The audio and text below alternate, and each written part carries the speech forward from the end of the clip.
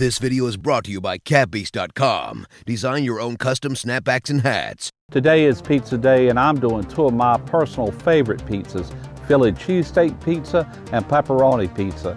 Today we are using the Fontana Mangiafuoco Pizza oven. So look at this beautiful pizza oven. This thing is massive. It's 39 inches wide, it's 34 inches deep. It stands 77 inches to the very top of the exhaust. Now it is up on a slab and the slab is probably 8 inches above where I'm standing. If I stand up here, then you can tell just how short I really am. That's 77 inches right up here. First off, this pizza oven, you can get it in 3 different colors. I went with the terracotta or the brick color because of what it is, and I also happen to like that color. All stainless steel construction. This is 304 on the outside. To me, a 304 stainless is more of an all-purpose stainless steel. It's used out of all the stainless in the world, 50% of the stainless out there is 304. It's very high resistant to corrosion of any kind, but it would not hold up to the intense heat what's going to be happening inside this oven. So what they've used on the interior is a 441 stainless steel. It is very, very highly resistant to corrosion, but it's also accepts high heat. It resists heat actually, and there's no kind of cracking that will go on with this stainless, no warping, no anything like that. 441. When you're buying a pizza oven, check into that to make sure you have a very high quality stainless. Now on the inside, you got all your fire brick, and these are the standard bricks that comes with this oven.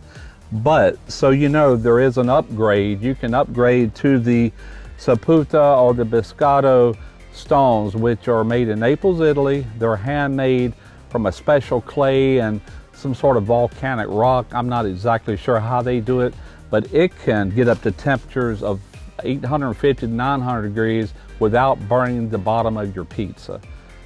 And these are good. The working range for this is up to 750 degrees. We're going to be cooking today, and I've never cooked on this, so I don't really know what to expect, but we're going to start at 700 degrees. I did make a Neapolitan style crust, so it should hold up to 700, but we'll see how it goes. Now this is also stainless. This is simply where you build your fire. Got some little vent holes there.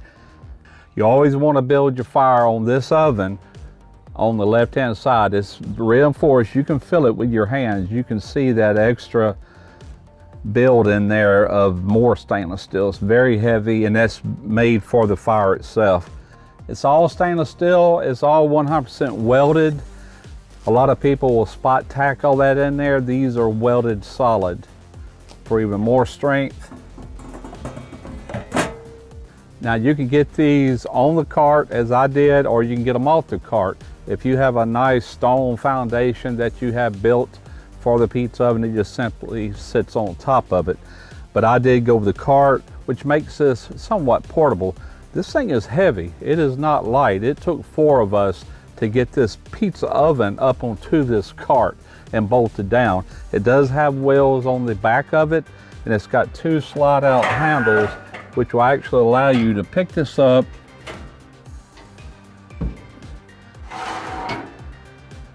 not easily, but you can pick it up, and there you can roll it. The oven is completely insulated all the way around the top, the bottom, the sides, the ends, and that's going to lead to better heat retention. You can get this oven up to heat, ready to cook pizzas in as little as 30 minutes, as long as you build your fire right. And there's all kind of information to read on. You don't want to go with great big logs. You want to keep your wood splits kind of small, no bigger than 2-inch to maybe 3-inch tops. And that will ensure a good roaring fire over the top, and this thing will heat up in a hurry.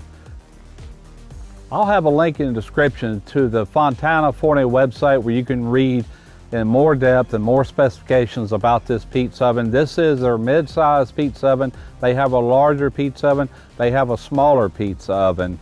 And you can read all about all the specs, everything you need to know about this oven, all your options and everything it comes with and what it don't come with. and all that. So we are going to go ahead and get this thing fired up and figure out how to adjust these temps.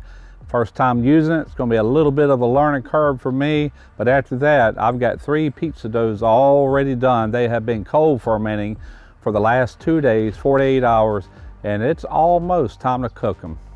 If you're in the market for a good, reliable thermometer, check out Thermometer. They have instant reads, they have wired meat thermometers, they have wireless thermometers. They have a huge selection. If you use my link in the description and use my code Smoky Rizz Barbecue, you'll get 25% off your total order.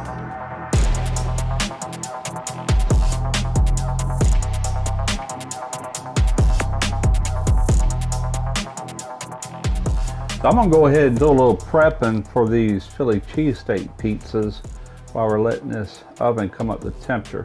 Got a little olive oil going in. I'm gonna go in with some onions, some bell pepper, mushrooms, salt, black pepper. Now I've got some ribeye steak that we've cut up into smaller pieces. A little black pepper there. A little bit more salt. Not looking to get the meat really well done, just somewhere around medium rare. That too will finish cooking on the pizza.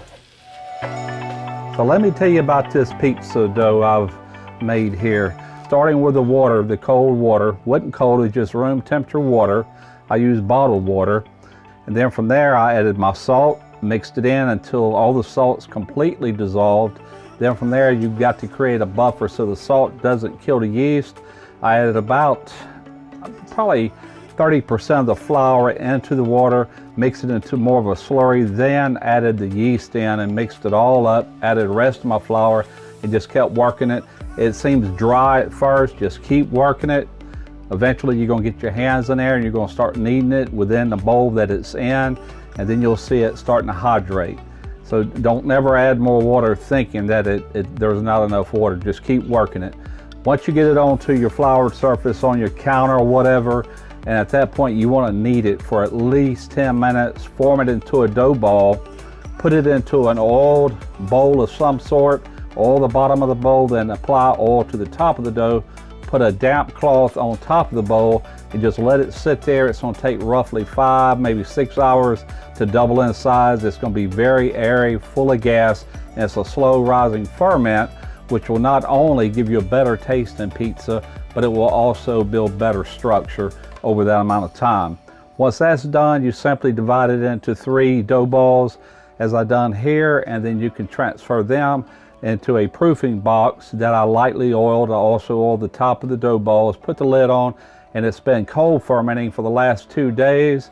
And here is the dough after 2 full days or 48 hours. It's really expanded, just cold fermenting, as you can see. And they were perfectly round when they went in this, but they're up against the edge and up against each other. So I'm gonna have to work with that to see what we can do. But I wanna get one of these out of here, and I'm gonna place it over here. I've already applied a little bit of flour on this pizza pill, and the first thing you wanna do is just try to get it out of there. Best you can. We want to flour this side. That is your top down. Now your bottom, and always go onto your pill just the way they rose. In other words, top remains on the top. Let's put the lid back on these. And all this was done by hand. Even though there was a stand mixer right beside me while making this dough, I continued to use my hands. Now this is very airy, and all I do is I start forming my outer crust by pressing in, as you can see here. Just press all that in, try to not touch the inside much. We will be stretching this, so that will thin that out. And if you see any big bubbles in your dough, go ahead and pop those bubbles, because all they'll do is burn on you. Multiple ways to stretch your dough out, but one thing for sure, gravity is going to help you along with that. All right, now what I always use for a base on these Philly cheesesteak pizzas is this crema mexicana, that brand right there. It adds a certain flavor that is just absolutely great on these. And of course, we're still fighting with flies. You don't want a real thick, heavy layer on this type of dough. We just want to drag this out to the edges and get it all the way up to where our crust will start. Now the cheese I like on these is a provolone. We shredded this ourselves. I like to put some on the bottom. Now we go on with the toppings. You can add your meat. Now just sporadically put you some peppers, onions, and mushrooms, however you see fit. Just don't make it a super heavy pizza. And I like to put a little bit more cheese on top. Not a whole lot, not real heavy.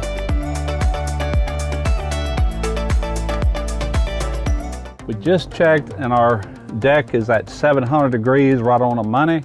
First thing I want to do is make sure this pizza will slide easily. Looks like it will.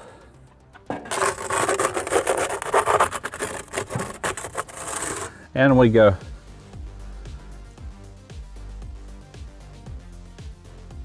So you got to watch your side closest to the fire. You're looking for charring and such as that, but you can see it's already starting to rise.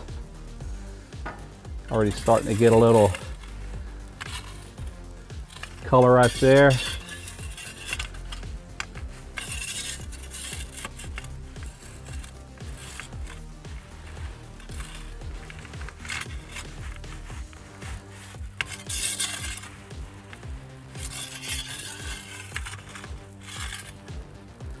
Pull it out just a little bit.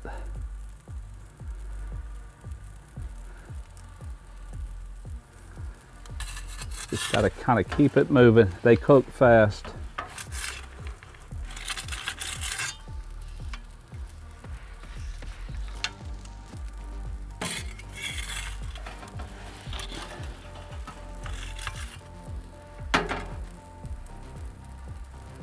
Looks like I got a better crust on one side than I do the other, and I'm no pizza pro, I'll be the first to admit that, but hey, now that I've got this oven, they can only get better, right? Let's see what we're looking like here. Oh, that's looking good. Maybe another second or two, that's gonna be ready. Our bottom looks good. Look at that.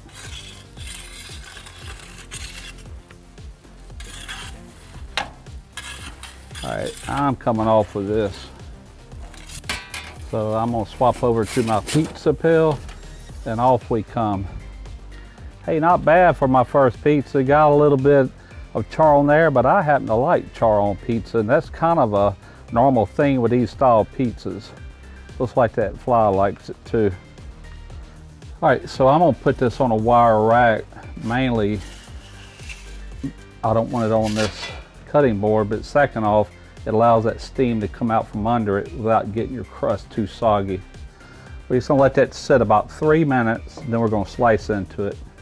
All right, let's get this cut up because I would like to eat it before the flies do. And we're just gonna start right here.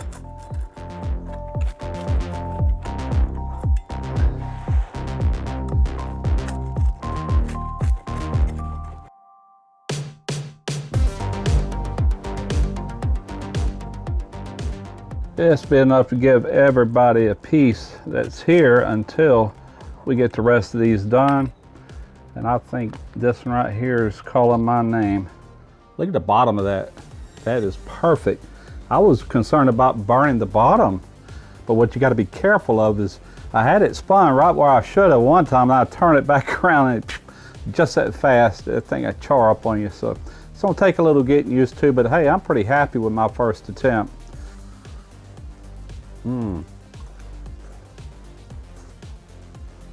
Oh, so much flavor with that dough.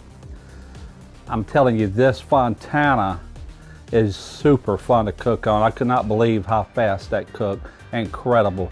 If you can ever see your way to get one of these pizza ovens, I highly recommend it. I've done pizza a lot of different ways, but never as fast as this, never with these kind of results. As far as, yeah, it wasn't the most prettiest thing in the world.